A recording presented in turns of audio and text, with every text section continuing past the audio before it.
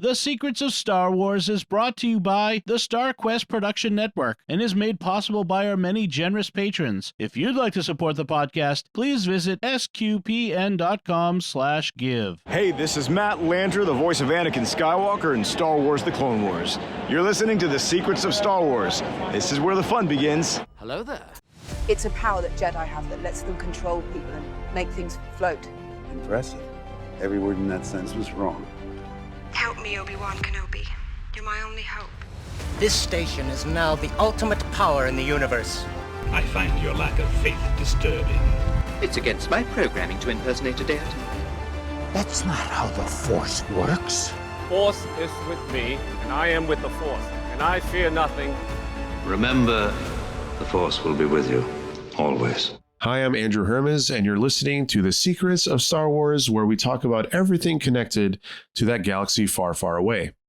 From movies to books to TV shows and more, we're looking at the deeper themes and meanings found in Star Wars. Today, we'll be discussing Andor, Episode 7, titled Announcement. And today, joining me are three panelists, two who are new to the show. First, we have Ryan Nafziger. Hey, Ryan. Hello there. Legally required to do that? Yeah. It's, doing this podcast now for, I think I've been doing it for a couple of years. That just never gets old. I mean, no matter who does it. Yep. So it's very welcome. I could easily just roll my eyes at that, but it's always a welcome. Got to lean greeting. into it. Absolutely. Also joining us for the first time, we have Joshua Beeghley. Hey, Josh. Hello. Hello. And we have our old friend, Mike Denz. Hey, Mike. Hey, guys. Good to be here. Okay. So we're now past the halfway point of Andor, episode 7. After sort of, I guess, last week we kind of talked about Andor having 3 episode arcs so far. And last week kind of, put a nice bow onto the arc that started in episode 4 with what I thought and the other panelists last week thought was just an amazing episode, especially visually stunning episode. Coming off of that, we have episode 7, where we see where Cassian is. We're kind of just seeing where everyone's at now after the events on Aldhani. So your overall impressions of announcement. What did you think? What stood out? Was it a good episode? Was it a snoozer? A snooze fest? What do you guys think? I definitely thought that it was kind of a reset episode. A chance to. It felt like everyone was getting set up for their conclusions, like their main concluding arcs. Like we had Cyril kind of getting set up with his decision. Either he's going to stay at his podunk job pushing buttons all day, or is he gonna do something with his life? And then you had Mon Mothma kind of having to, it seemed like she was being set up to decide between her family and the rebellion in some ways, and then Andor whether to run or stay. So it seemed like we're getting set up for whatever is coming in these next 6 episodes. 5 episodes. Yeah, I think there are going to be 12 total. Yeah. Yep. All right, Josh, what do you think? I thought it was about on par with how the rest of the series has been moving so far for me. I think it's still been amazing to see, but the main thing that I took away from this episode was seeing the Empire start to get more strict in their methods. Like they immediately started off with increasing taxes on systems until the money was repaid back. And they're also executing people publicly, chasing after people, hunting people down for anything like anti-Empire. 6-year sentences for just being there. Pretty intense stuff. For just walking down the beach. Yep. Yeah, that's right. Used to be a 6-month sentence. The whole series for me has been interesting as I'm definitely probably the oldest one of our panelists. And it was kind of like I was watching it with my daughter and I said, there's a few times I have to remind myself I'm watching Star Wars just because it's not the traditional. There, there's not been a lightsaber to speak of. You don't see. I mean, when you see the Imperials, okay, but most of the average police force and the all the security on the planet was all, just did not really have an Imperial necessary kind of look. And so, well, it was interesting and maybe slow moving at times, but still intriguing of what was happening. It was different, but it also had kind of almost like a classic retro feel to it too. Like they were cognizant of the fact that this is early Empire, so things need to look early. They need to, things, the styles and stuff like that. So my most impression is, though, of this episode is I'm more and more trying to figure out, am I supposed to sympathize with Mon Mothma or her family? I mean, what do they have? What's their problem? Is their whole family just a bunch of jerks, or is she a jerk? I can't figure it out because they have issues, but we have no idea what they are. At least I can't tell. I mean, oh, you work. Oh, you don't pay attention to us. Oh, you were. I mean, I don't know. It's typical family stuff. So is there bigger issues or what? And the other thing to find out that Luthen's whole thing was, I just wanted to stir the pot. I just wanted to rattle people out of their slumber and make the Empire be bad to us so that people will start realizing they need to be a rebellion because they've been slowly put to sleep. It's like a frog in a slow boiling pot of water. They're just, going to slowly boil to death. And I'm like, whoa, okay, maybe that's a part of a seed of a part of the rebellion, but that'd be weird if that was the whole rebellion was we just wanted to piss them off so that they would start being more Darth Vader-like to us. It was, it's like, whoa, okay, it's an interesting tactic, I suppose. The subtext between Mon Mothma trying to access her family's fortune with Luthen stealing all of those credits from the Empire, I thought was really interesting because in a way, it's a battle between Luthen and Mon Mothma for like the soul of the rebellion. Because like whoever controls the source of the funds at the end of the day controls how things are done. So we kind of have Luthen trying to almost go behind Mon Mothma's back to gain influence and gain sway over how things are going to be done, versus Mon Mothma trying to, be principled, be the statesman, give the rebellion its soul we know from the original trilogy. The very sort of pure moral compass versus Luthen's kind of just want to see everything burn down sort of approach, kind of like the weapon he was holding. I found that interesting too, how he was holding that, it reminded me of a Klingon sort of weapon almost. Which kind of seemed to be his approach to the rebellion, honestly. Just beat things up until people start fighting back. Yeah, I think, this episode was like, it really cemented that there's no turning back now. I think Luthen says that line. It's like after the events on Aldhani, like the Empire has taken notice.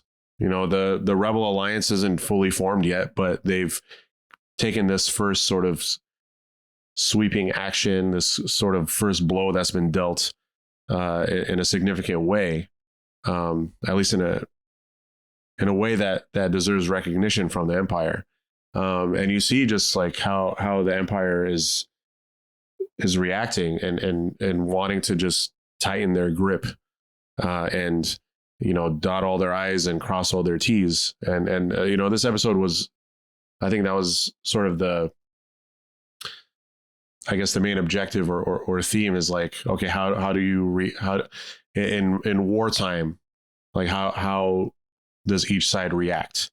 Like how are the good guys, who are not always good. Again, a key part of this show, a lot of what we discussed last week is that there's just a lot of great characters, and whether they're working for the Empire or they're with the rebels, or you're someone like Cassian who doesn't really know where he's at yet in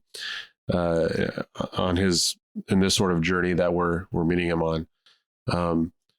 we're rooting for people on the show that are, on either side, depending on how they sort of, what their intentions are, how they go about their business.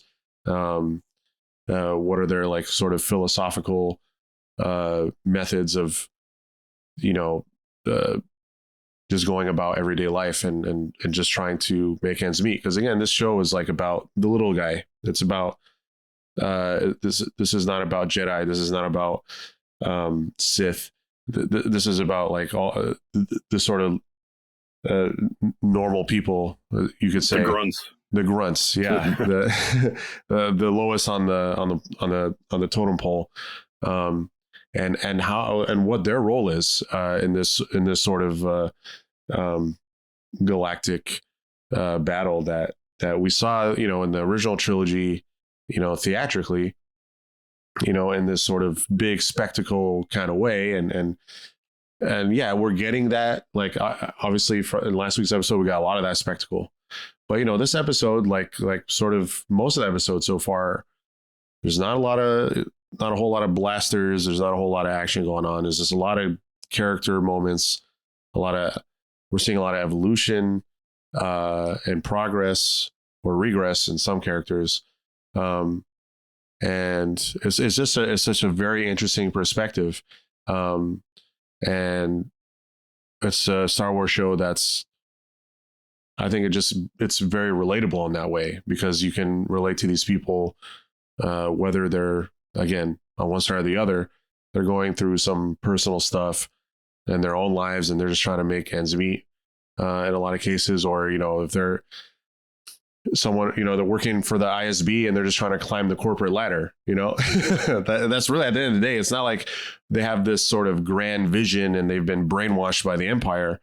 It's like, well, I'm here for, whatever reason I'm here for, like, I'm in this position now and I'm just going to try and move up. And then you have the rebels, where it's like they're being a part of the Rebel Alliance.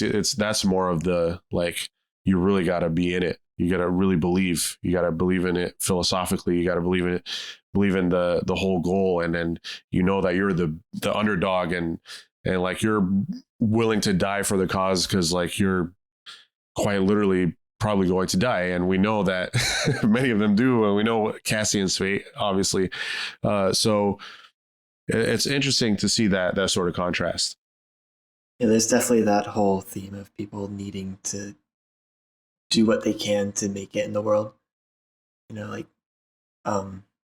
Her name's escaping, but the main lady from the headquarters for security for the Empire. Dedra? Dedra? Yeah. Yeah, she's doing everything she can behind people's backs just to sort of climb up the ladder. Even in the Empire, they aren't necessarily good people. Oh, yeah, and I found it interesting that in some ways I'm kind of rooting for Dedra, because she's really smart. And I'm waiting to see her fail and fall. Yeah, I think that'll be interesting too. But in many ways, I kind of want to just see her vindicated, because I'm sure a lot of those officers in the room are just like, "What are you talking about?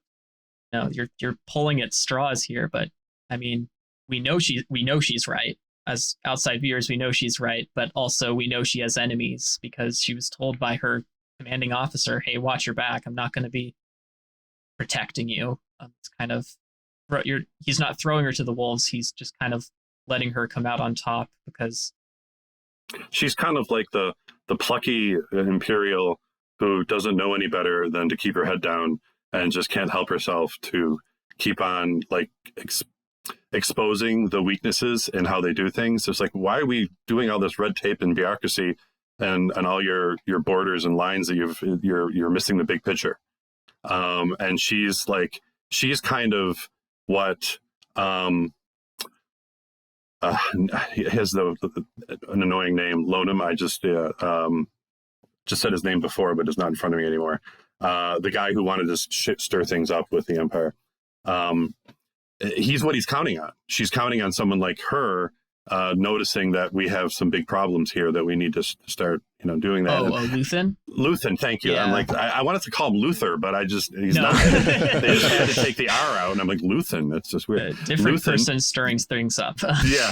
So Luthen stirring things up. Yeah. Luthen, he's counting on someone like her kind of, shaking them out of their doldrums, everyone else thinks this is a burglary. She's like, this isn't a burglary. This was like a big coup. This is a rebellion. She's seeing things, and you can't help but root for her because all the snarky old guys are just like, oh, who are you? You don't know. So you just kind of root for her, and then you're like, wait a minute, I'm rooting for Imperial. That's not what I'm supposed to do. So, and some of the other things that were fun was you got to see K2 or at least a K2 robot attack Cassian, which I thought was kind of funny. Yes. How they said that was awesome. Literal of holding him. Yeah, up. Was it like hang or something? Hang around. Yeah. He said hang around. He said hang him. Well, I'm hanging. I don't know what he said, but it was funny how hang on to him. Like all those robots apparently have a weird sense of humor. In doing that, and so that was cool to see them. But I guess, Andrew, you could call this like the Expendables Star Wars version of like these are the Expendables. Ultimately, we see it in the end of Rogue One. I mean, they're all expendable. Not that you want them to die, but we need the plans. And you guys, nobody got out. And that's kind of how it is, and we're kind of used to seeing the characters that George Lucas won't kill off, no matter how much Harrison Ford wanted him to. Now we have people that can just drop like flies. Yeah, Wedge never dies. Question though, am I supposed to know the two women that were kind of like dressed up and meeting about? Is that how they introduced those two? I'm like, am I supposed to know them? I don't think I know them. Who are you exactly referring to? Now it was towards the end of the episode, and there were two women on I think it was Coruscant? The Imperial planet. Yeah, it was a Coruscant, and they were meeting kind of out in the middle of the open and talking about what Luthen had done and what they were expecting. I think I don't know. With what was going on with that mission, but I only recognized, I think one of them was the leader of, forget her name. Bell, yeah. Who was the other one? We don't know, to my knowledge. Yeah, I think she was just supposed to be someone else. I don't know. That's good. The larger picture. Because I was trying to figure out if I knew. Like, am I supposed to know her? And I had difficulty recognizing Bell. Yeah, because she would look so nice in her. That's why at first I forgot it was her. But okay, that was just I wanted to clear that up to make sure I was following along well, because they kind of transitioned to this the post effect of the whole mission happening and what they were doing, and it was a little hard to follow everything as it was all kind of heating up towards the end of the episode. I find myself having to rewind often because they say things so quickly, and there's so much like density to what they're saying. You feel like if you miss one sentence, you've missed the entire point of the scene, which I guess it's impressive because usually you can't get that much engagement with typical Star Wars movies. You kind of just can follow along as you go. But this one, it's like, man, if I lose my concentration and I miss a sentence, it's like, man, I'm lost. Yeah, or I don't even know what's going on. They definitely did a good job of like engaging you during the episode without like having an actual fight or action. It was just this constant like you got to keep up with like the whole plot. Yeah, and subtitles don't help when they're talking fast because the subtitles are already gone. I gotta go back and read that. Yeah, that's not good enough. Yeah, the show does a really good job too of like, again, I mean, visually this is like the best Star Wars streaming series we've gotten, in my opinion. I mean, there's that scene when what's her name is walking through the train station is like just so like visually stunning, and it's just like someone walking. Like an unnamed informant. Yeah, she has she's wearing her red hooded veil, and she has like her heels on. I think she was wearing heels, and she's just walking around, and it just looks visually stunning. And there's a lot of like set pieces where we're just about to watch two people talk, but they're like the shots are just set up in such a way that you know, it just grabs you, and that adds to, you know, the tension, you know, that a lot of these scenes build up. You know, again, a lot of Andor so far, you know, barring a few instances here and there, is just a very character driven show. And in order for that to be captivating, you know, the dialogue has to be good. Obviously the performances have to be, you know, on point, and then visually has to be, you know, attractive. So we can stay engaged. And I think Andor hits all those points.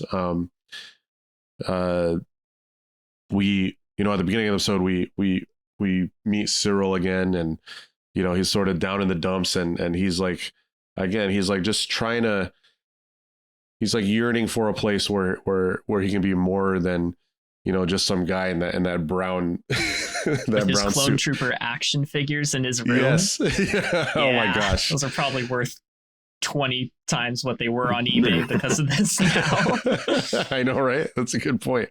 But anyone who had any sort of slightly annoying or pushy mother is just like feeling anxiety just watching every episode. It's like, and he's getting up for breakfast and having cereal. It's just like any like loser kid living in his mom's basement or something, or I don't know. He's just like shunned back home, and you know, just and any feelings of worthlessness is like just hitting anybody for anything they've ever experience and they done wrong, and he's it's so like, I don't know, here it's Star Wars, yet like with the cereal and the sitting at the breakfast table and the mother just harping on him. It's just like, oh my gosh, I'm having flashbacks.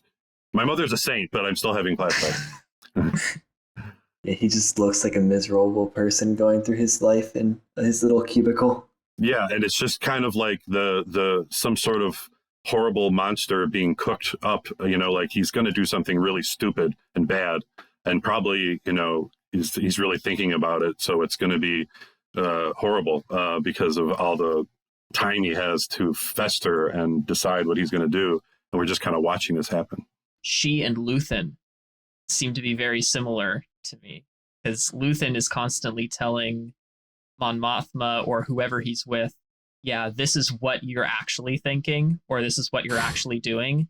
And in this episode, Cyril's mother basically told him, oh yeah, the tailoring you're doing on your collar, that's actually you just showing how insecure you are. And I was like, wow, sakes, what is she doing? What point are you trying to possibly communicate with this? It's just terrible. Anyways. Yeah, I never thought I would hear a comparison between Luthen and Cyril's mom, but that's a good one, I guess. Yeah, it's a good point. And yeah, again with Cyril, I mean, you see like how down in the dumps he is, but you know, he lights up when he hears the news and they're talking about, you know, what happened in Aldhani, and then obviously later in the episode we see he ends up working in fuel. Mm-hmm. So I mean, again, he's been sort of an interesting character from the beginning.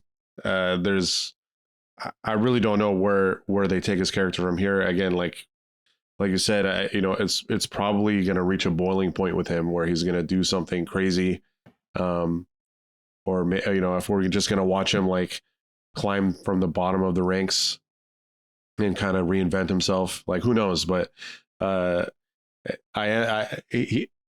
you see Deirdre and him connecting?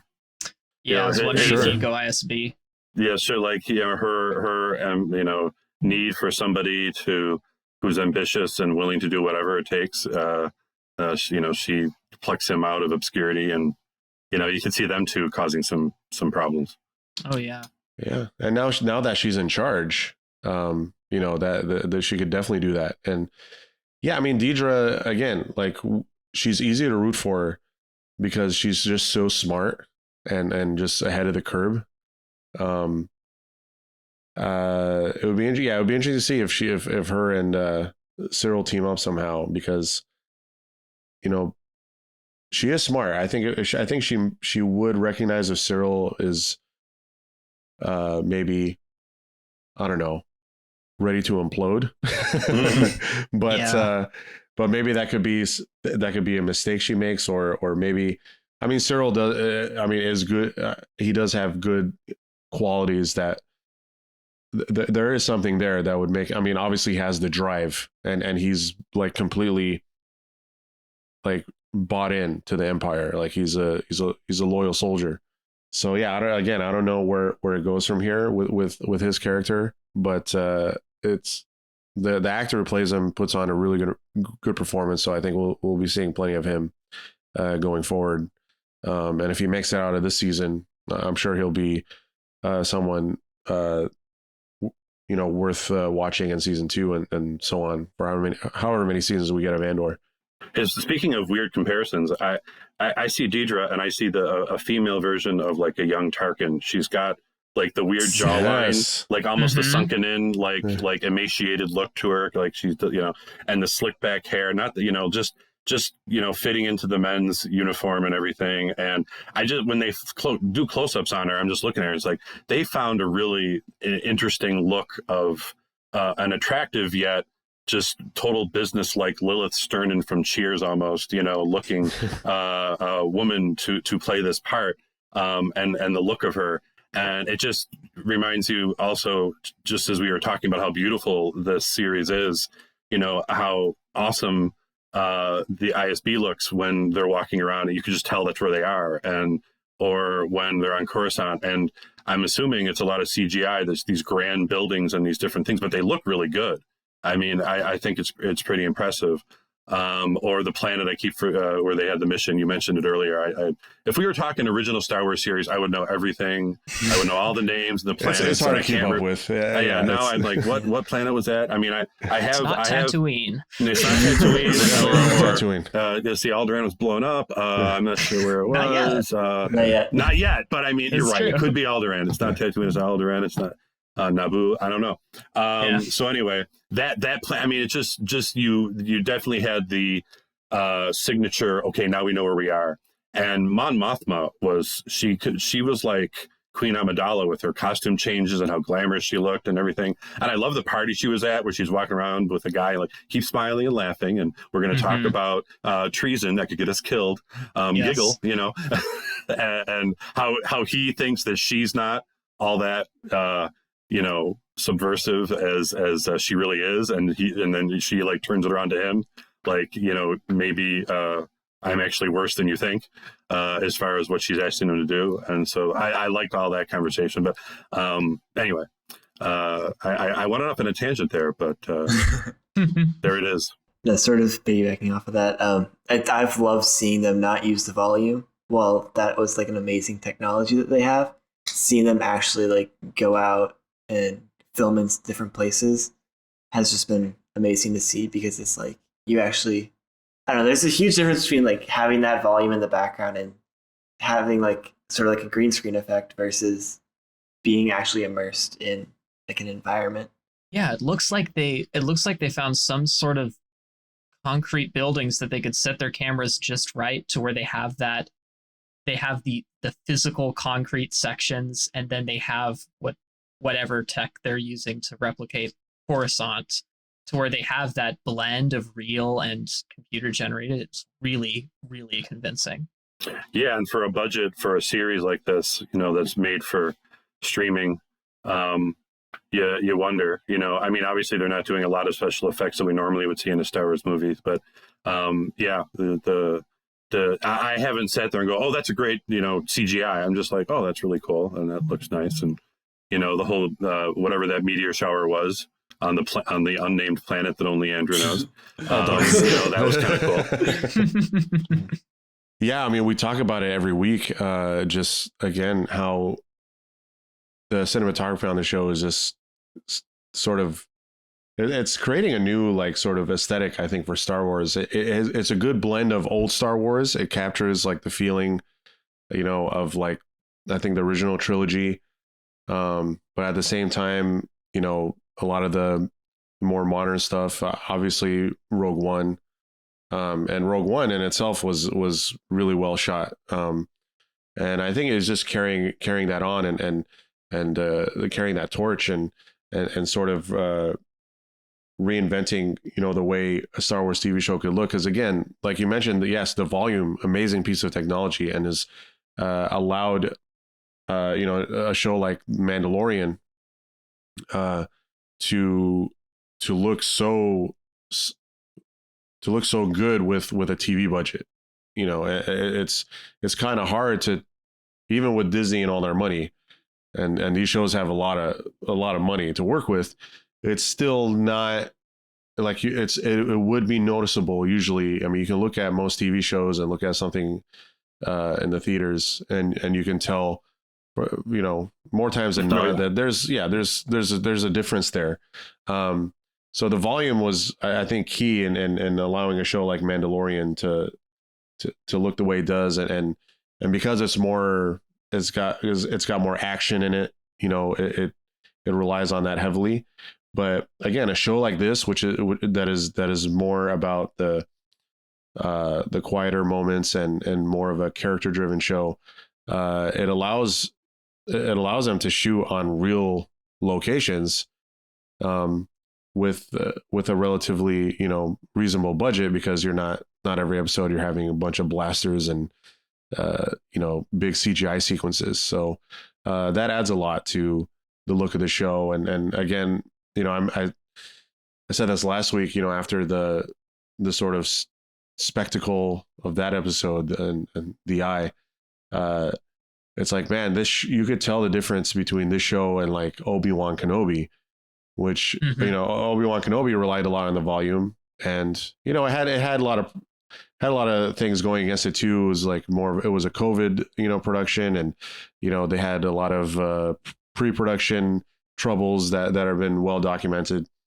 But you look at a show like Obi-Wan Kenobi, and then you look at a show like this, it's like, man, Obi-Wan Kenobi could have looked so cool if they just kind of went this sort of direction. But so it is a welcome sight to see, and even if an episode is a little slower than the previous one, at least it looks really good, week to week. At least in my eyes.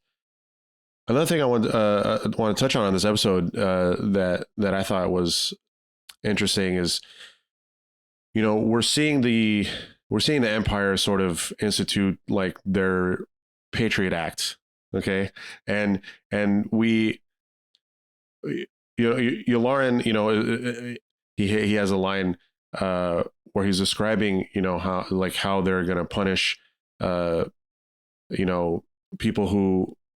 anyone who like helps or said to have helped the rebels.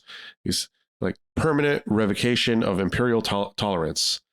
It's sort of that language that the Empire is using that sort of hides like the tyranny. They're wrapping it, in this like red tape, and they're using this sort of language that, I think if you look throughout history, that other dictatorships and totalitarian governments have used, and it's again, this show does a good job of being relatable to the real world, because we can look at the Empire in this sort of perspective with real people, and not just magic Jedi and Sith lords, and we can look at people that just use language like this, and Luthen says, like, he has this great line. He says, "The Empire has been choking us so slowly, we're starting not to notice." So the Empire, again, Luthen is obviously someone who sees the bigger picture and knows like the importance of taking down the Empire.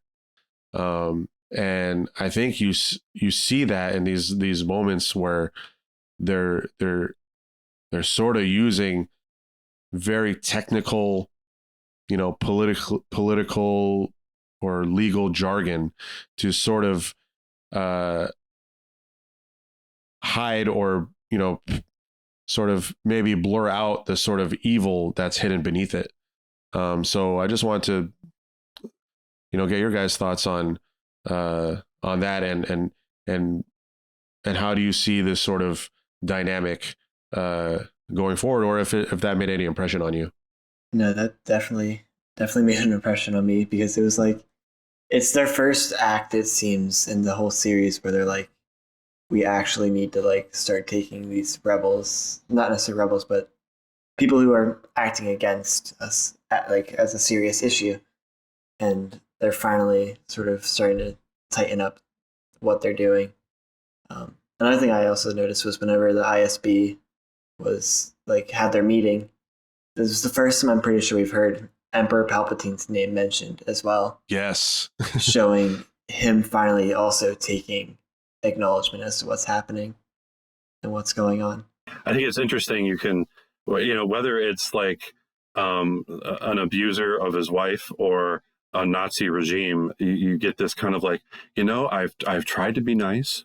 I've tried to be tolerant, and you just keep taking advantage. And obviously you don't appreciate when I don't beat you every day, or when I don't tax you to, into the poorhouse, or whatever it is, whether it's a big bully, a government, or, a bully in the home.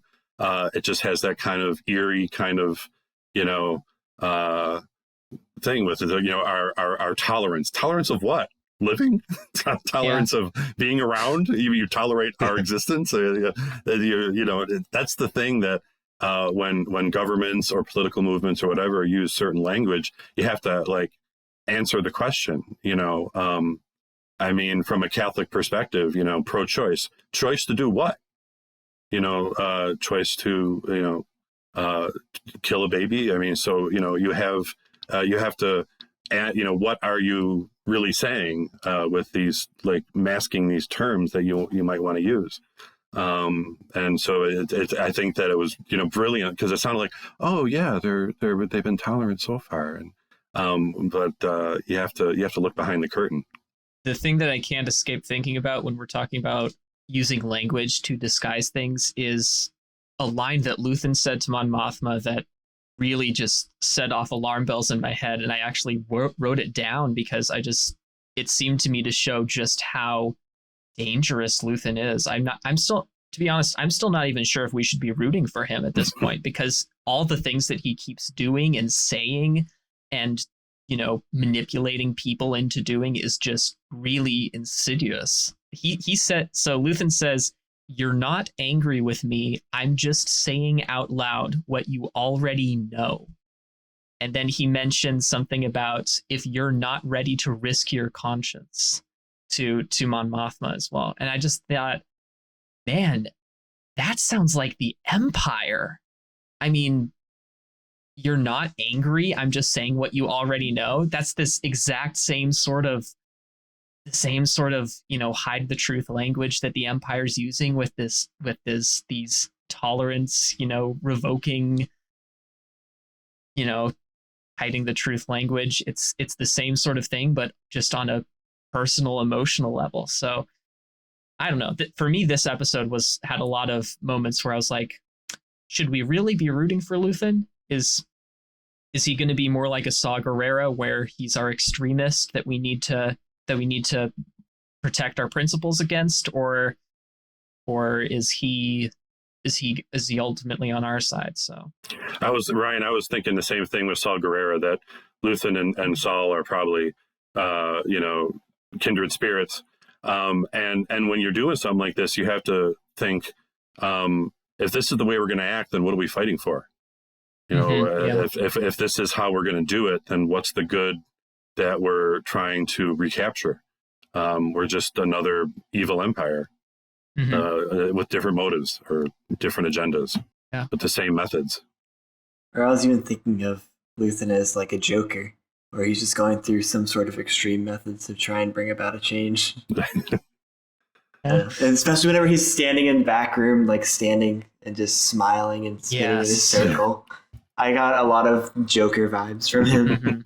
The fact that he can go so easily from what we presume to be his real person to this facade of, his carefree, smiley salesman. it makes me wonder, is he a sociopath? Is he, Yeah. is he insane? Is he just some master spy who is so thoroughly invested in what he's doing that he can just sort of mold his mind and his body to whatever he thinks he needs at the moment?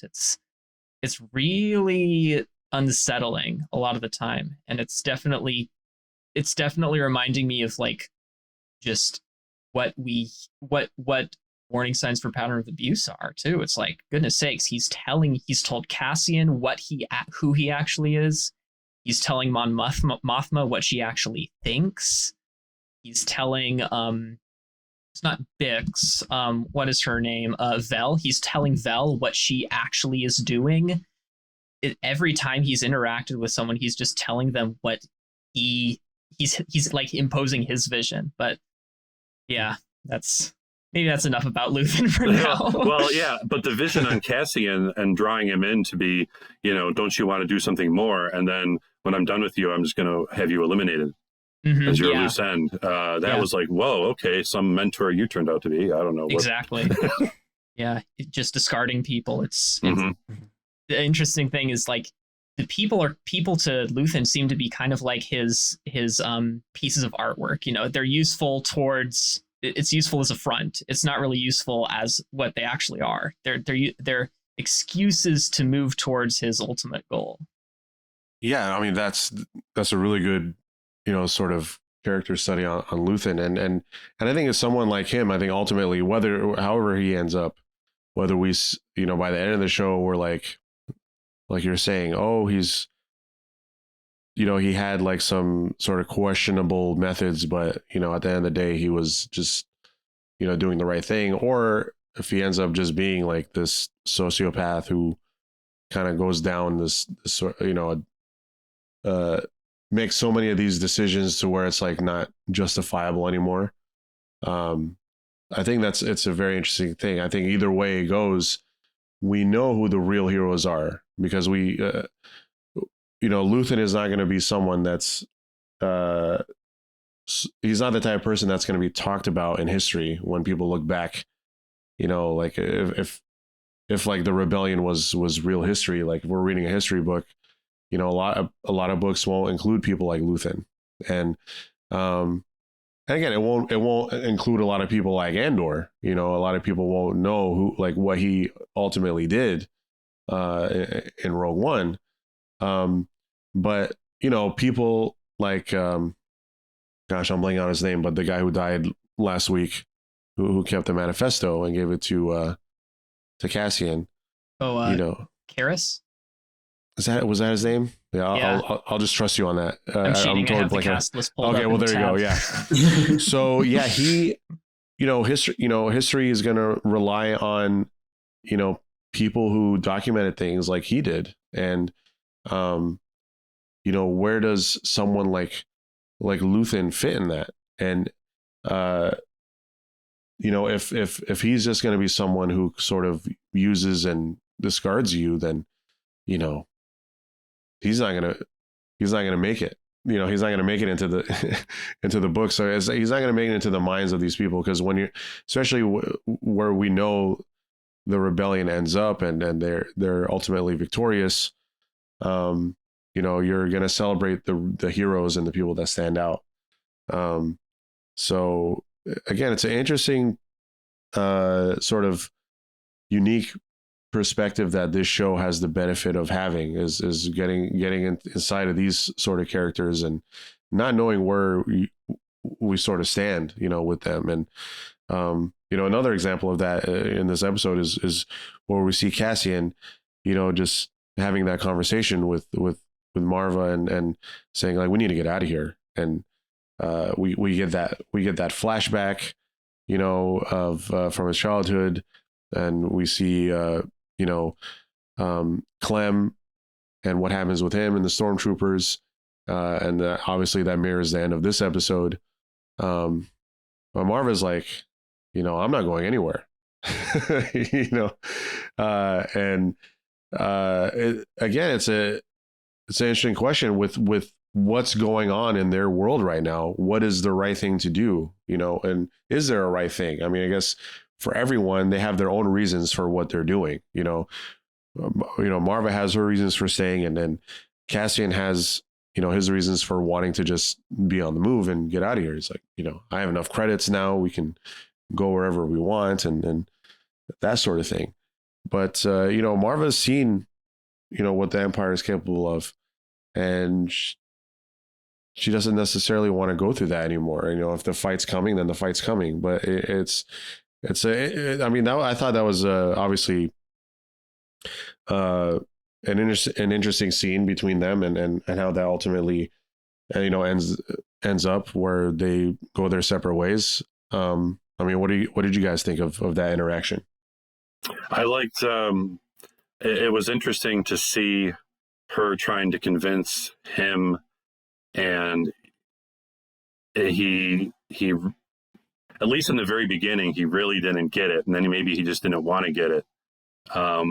But he was just kind of shocked that she wasn't thrilled that he had the money and they could just take off and do whatever they wanted, that she was sick of running and fed up with just putting up with whatever the Empire made her do, or made her how it made her live.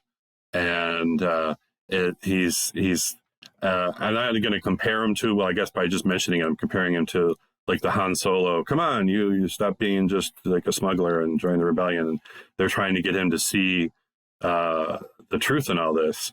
And it's interesting. Cassian's an interesting character for me because he started off on the wrong foot when I first met him, because there was a guy who might get him in trouble, and the easy thing to do was just shoot the guy, even though he was like an informant and basically innocent. And so he did that in the beginning of Rogue One, and now he's basically murdered 2 other people since this show. So, I mean, we know where his roots are, and it doesn't get better by the end of this series because he's still doing it in Rogue One. So I'm like, his character has a kind of big flaw. He is who he is. Yeah. I mean, I'm not trying to be judgy, but I just think, murder when you just feel like you need to is kind of a character flaw.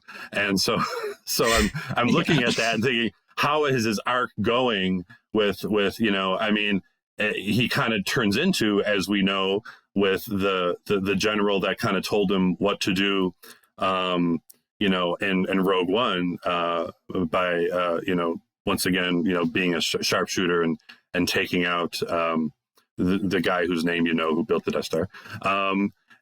So he's just kind of like, he's the guy who will do the things that no one else will want to do, because he kind of has that way, he's that kind of guy. He'll kill people if you need him to. So where was he at in when we see his arc take its final curve in Rogue One, and where we are now, it's he's still got a lot to go, because he's still kind of figuring it out in Rogue One when he finally sacrifices himself and kind of, in a sense, redeems himself at the end with what he needs to do. I feel like you can never really see what his true motives are, because he always is saying that he just wants to get out. He wants to go live in some sort of shed in the woods, never be seen again. But then he just keeps getting into trouble, and he keeps starting to join more and more and doing more of a commitment into things, into the rebellion and such. He just never really seems to stop, which is what he keeps saying he wants to do. Yeah, it reminds me of when Maz in the sequel trilogy says to Finn, you're a man who wants to run. It's like, we're seeing a man who wants to run right now. Cassian's been running his whole life, and well, now he can't run. He's in jail, so maybe he's going to have to figure out how to stand and fight. I found it interesting that he just seems to keep going back to this pattern of like pretty much debauchery. Every time he can, he just seems to be spending things away or just trying to drown out the world. It seemed, maybe I'm reading way too far into things, but it seemed like in the first episode it was not his first time going into the brothel, but we at least know that he's carrying that behavior through now that he has the money to do it, and he can just sort of forget about all his friends and any prior commitments he had. But we know he gets committed to the rebellion at some point, so we're probably going to see that come up and see what exactly breaks him out of his sort of in it for the money, in it for myself loop. I think it's a good point, and I think again he's still going through this evolution, and he's got a ways to go. But I think that's what's key about the flashbacks. I mean, he's sort of like been bred to be a rebel, just knowing where he comes from and who his adoptive parents were. I mean, and how his life is just like sort of mirroring that a lot. I mean, again, we see like at the end of this episode, Cassian, getting harassed and sentenced to 6 years for just walking to the store. Yeah. And you mirror that with Clem being hung for breaking up a riot. Like this is like how he and the people he cares about are being treated, and nothing has changed since he's been a child. It's ultimately getting worse now. And there's that exchange with Marva, where Cassian says like, I won't have peace, I'll be worried about you all the time, and Marva tells him, well, that's just love, there's nothing you can do about that. And ultimately I think that's what is going to inspire him to be part of this rebellion. It's his care for the people that he loves, and it's a belief in the cause of like fighting injustice and making sure that this does not happen to generations after him, because any good person would not want their life to, if they lived the sort of life he did, they want a better life for the future. It's like anyone who's obviously a parent, they want their kids' future to be better than theirs. So I think again, there's a lot that has to happen between now and the sort of person he becomes in Rogue One, but I would assume that plays a big role in what ultimately inspires him to be fully invested into the rebellion. That he settled his debts with Right. with Bix. Yeah, so he's not going to be frozen in carbonite and brought back to the guy. So we got rid of that trope. We won't see a bounty hunter. Hopefully. No. Who knows? Yeah. Before, I mean, there's still a lot we can cover on this episode, but before we maybe put a bow on it, were there any standout moments or scenes, or maybe something we haven't talked about yet, that you wanted to bring up? Say Mon Mothma really came across as a extremely just intelligent and honestly vulnerable and at-risk person, but she came across as really, really powerful and devoted to the rebellion as well. It's like, I mean, she's kind of having to battles, maybe it's too strong word. She's having to contend with her family and her husband, and with spies literally driving her car. And all the while she keeps turning back to the whole smile.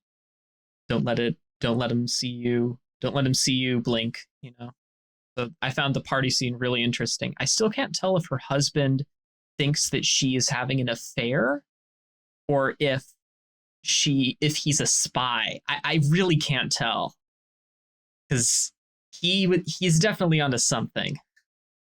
Yeah, I was talking about that last week. Obviously, with that scene at the dinner table, but yeah, I still don't have an inkling as to what his motivations are to be so, opposed to her. Other than like, I mean, obviously, it's probably something more than just being a deadbeat or like just like a indifferent spouse. But yeah, I don't know. It could go either way. Yeah, they definitely don't show the perfect ideal family, but no family is perfect either. They definitely are showing that like there's a lot of distrust in her life right now, and that like she's not gonna be able to hide forever. Sometimes she's going to slip up here soon, I feel like.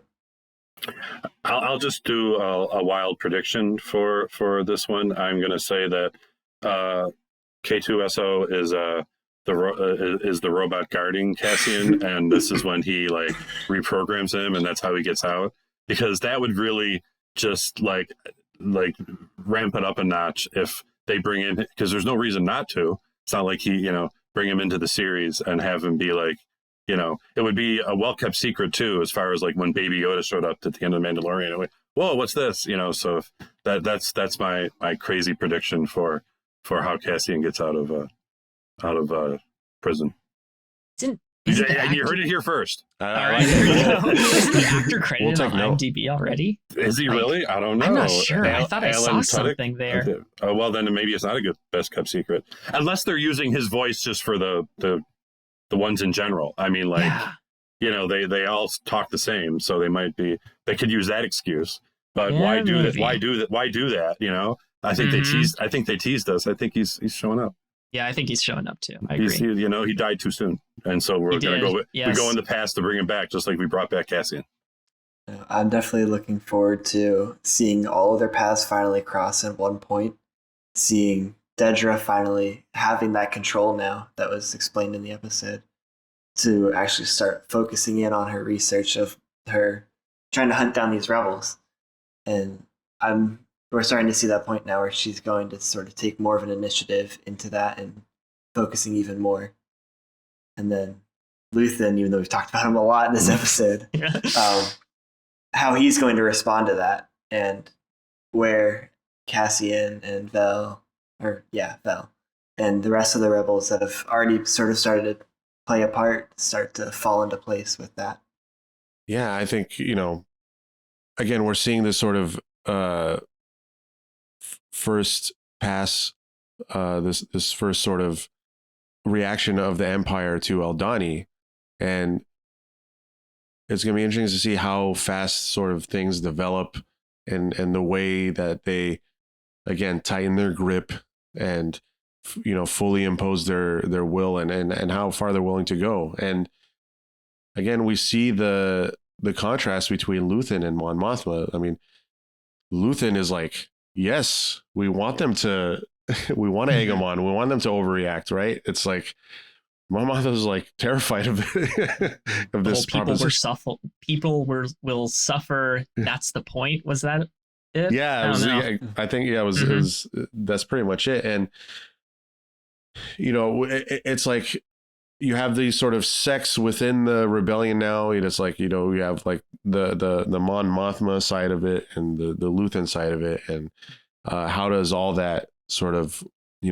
work together, and how is that going to materialize and obviously eventually lead to a victory by the rebellion, a victory that lasts, a few decades until the First Order comes in. Yeah.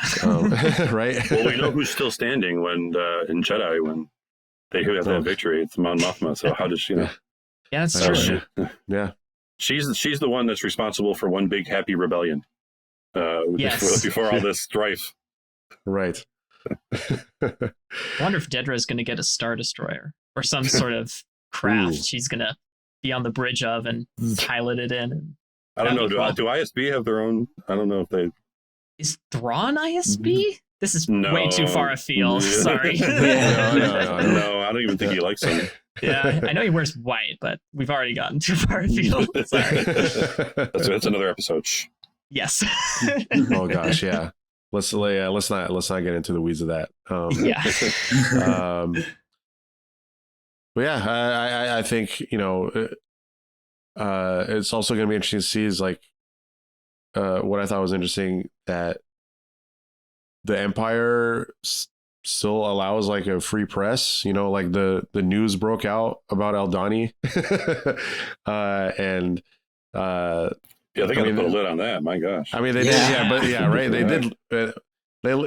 they did label it like a terror attack and robbery, but whether it's a case of like, ISB and Palpatine, they haven't fully suppressed the press yet, or maybe they're allowing it because they think, people will be attracted to the Empire because they're going to want order. They're like, okay, we don't want this stuff happening. That's here. what they're selling. Yeah. Yeah. So, it's obviously this is what sort of invited Marva to join the fight and become radicalized, right? But obviously Cassian still wants to run away, and he does that. But again, by the end of the episode, he thought he got away, but we see the shore troopers take him in, and that's how the episode ends. So it as much as Cassian wants to get away from this, it just seems like it's his fate. No matter what he does, it's we talk a lot about like, oh well, when are we going to see Cassian evolve into the Cassian we see in Rogue One? We're realizing that a lot of it is because of things that are out of his control, things that just happen to him, and that that is what really radicalizes a person. If bad things just happen to you, eventually you're gonna rise up and say something, or you're gonna crawl into a little ball and live a tragic life. But we see it in the real world all the time. If injustices are happening to a specific group of people, in one way or the other, people are going to hear about it, and people are going to rise up, especially in the sort of contemporary society we live in, this sort of technologically advanced way where anyone can have a voice, on social media and start, their own little, revolution, their own rebellion. That's what it takes. You poke the bear, a little too much. As we know the saying, it's eventually gonna turn into something like the rebellion, So it's gonna be interesting to see how whether this is like the first episode of a 3-episode arc again. We'll see how the next 2 go about. But yeah, I mean, other than that, any final thoughts before we wrap up? Everyone seems ready to snap. Yeah, tensions are high. Yeah, they're who's hot. Gonna snap, and where are they gonna snap to? We shall see. Who's gonna feel their wrath? My money is, Mon Mothma is very, very like put together, and she holds herself up well, but I don't know. There's only so much she can take of Luthen's crap. And now she has someone like Tay now, who we see in this episode. Is it Tay or Ty? I forgot how it was pronounced, but not to ask me. Right. I know, right? Yeah, I'm like reading it here, like, oh yeah, what's that character's name? Tay. Okay, it's spelled Tay. Maybe it's pronounced Ty. I don't remember how it was pronounced in the episode. Yeah, I know Tim is pronounced Tim. Right. But anyway, yeah, and I'm sure we're gonna meet a lot of new characters, and we're gonna see a lot of them die. Because I'd love to see them also bring in some old characters as well, like even a Saw Gerrera of another point of view or perspective for the rebels. Oh yeah, they're already tracking like 3 different paths right now, so that may be hard to follow. Yeah, I think there could definitely be a bridge with a character like Saw Gerrera and Like the Cloud Riders from Solo. I think those type of characters would fit in this show pretty well. And Tony Gilroy said it, at the beginning before the show even came out, is like, hey, this is not like a fan service type of Star Wars show. So I don't think, as we're 7 episodes in, there haven't been any like huge cameos in the show yet. I think we will get them at some point. But I think those will be few and far in between. I think not so much like where Mandalorian kind of relies heavily on that and cashes in on that sort of fan service and nostalgia. Again, Andor has the unique benefit of being able to tell stories that we haven't heard before from a perspective we haven't seen. And I think that's what makes the show stand out and really be successful in what it's trying to do. And before we go, we'd like to take a moment to thank our patrons who make it possible for us to create Secrets of Star Wars. And that includes Gary H., Mike K., Hector M., Matthew R., and Jesse J. Their generous donations at sqpn.com/give make it possible for us to continue the Secrets of Star Wars and all the shows at StarQuest. You can join them by visiting sqpn.com/give. This StarQuest show is brought to you by Tim Shevlin's Personal Fitness Training for Catholics, providing spiritual and physical wellness through personalized nutrition, workout and prayer programs, and daily accountability check-ins. Learn more by visiting fitcatholics.com. Be sure to subscribe to the show on Apple Podcasts, Google Play, Stitcher, TuneIn, Spotify. I mean, pretty much wherever you get your podcasts. And you can also tune in on the SQPN YouTube channel. To find previous episodes of Secrets of Star Wars or to send feedback, please visit sqpn.com/Star Wars.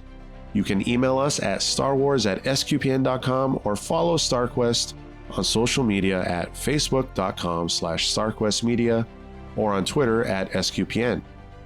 If you're on Discord, join our Discord community at sqpn.com/Discord. We'll be back next week. Another episode of Andor, episode 8. And we'll be watching, and hopefully you'll be listening to this podcast. So Ryan, once again, thank you very much for joining me on the Secrets of Star Wars. Josh, it's been a pleasure. Thanks for joining us. I'm happy to be here. And Mike, thank you for being a part of this great discussion. Great as always. And I am Andrew Hermiz, and thank you for listening to the Secrets of Star Wars on StarQuest. Here's another show on the StarQuest network you're sure to enjoy, The Catholics of Oz. Find it wherever fine podcasts are found or at sqpn.com/Oz.